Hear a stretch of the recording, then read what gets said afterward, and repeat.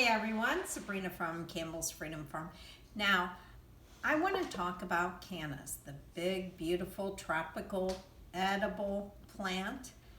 They're very expensive to buy, but you could start these from seed. Actually, if you just walk around and you'll see the old canna stalks up, you could just take a pod and it's actually viable usually. The only problem with starting cannas from seed is they have these little, they're really cool seeds, hard as a rock. They could last years in the wild.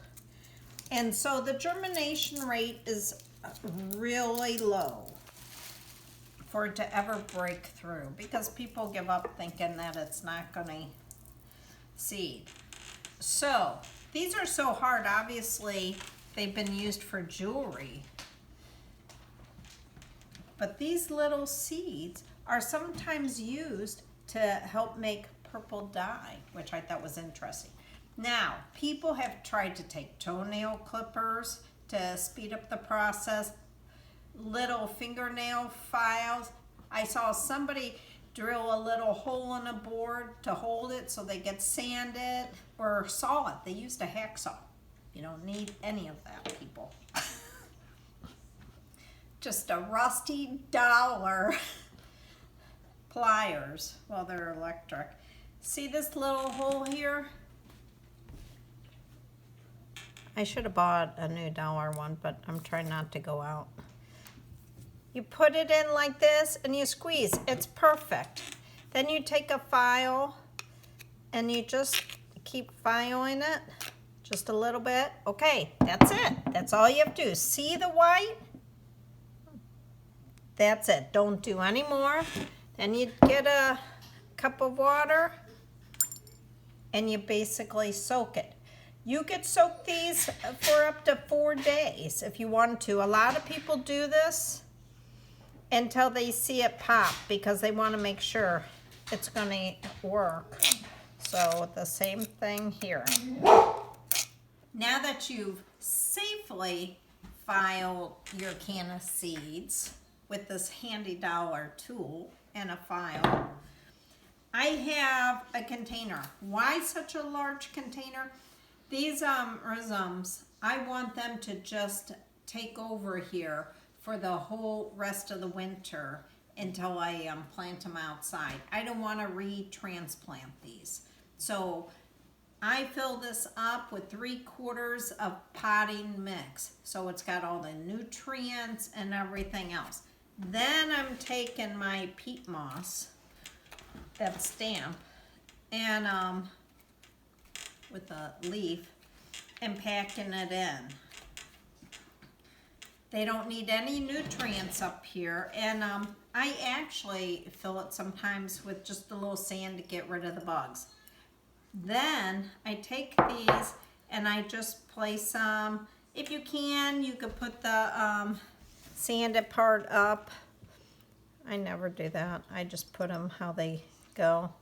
Now the rule for seeds, see the sanded part, is you cover them with double the lengthwise.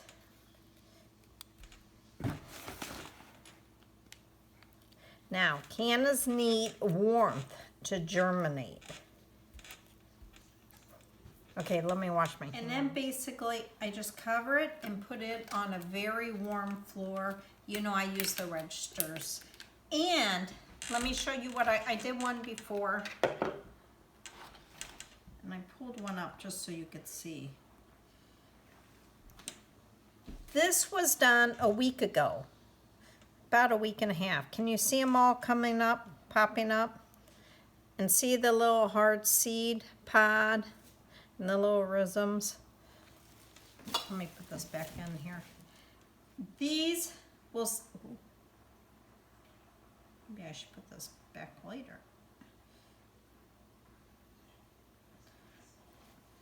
These will be fine until spring when I put them out. And these have to go out when it's really warm spring. So for here, April, May, but they're fine in this. Now, one more thing I thought was kind of interesting. Okay, these are a very edible plant, and most countries eat these. It's a main staple. And did you know these seeds that we have to work so hard to file, they're an ingredient in many of the tortillas. So I thought that was interesting. But start your cannas. It really saves a lot of money. It's kind of fun. Let the kids sand it. But this is Sabrina from Campbell's Freedom Farm. Thumbs up, subscribe, and like. Have a great day. I wanted to show you. I'm in the basement where I store everything, all the plants. And it's usually 40s, 50s down here. And we had a pretty mild winter. My canna is still growing and still putting off shoots, which I thought was really interesting. Now I'm done.